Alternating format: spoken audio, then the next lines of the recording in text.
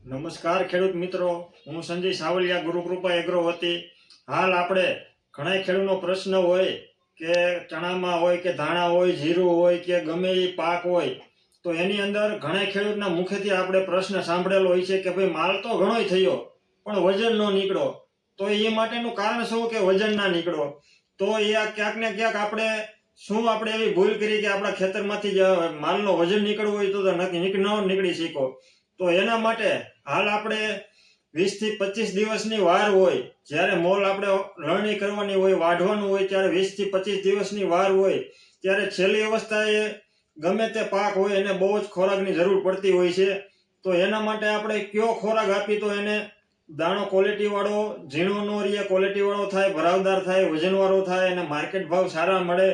તો એના માટે હાલ આપણે માર્કેટમાં પ્રોટેક્ટિવ કંપનીનું મુદ્રા આવે છે, જે પર પંપે 25 ગ્રામ જ નાખવાથી અને સાથે 0050 60 થી 70 ગ્રામ નાખવાથી સારું એવું રિઝલ્ટ મળશે. તમારો દાણો ક્વોલિટી વાળો, ભરાવદાર, વજનવાળો અને એક નંબર ક્વોલિટી બનાવશે અને માર્કેટ ભાવે પણ સારા મળશે.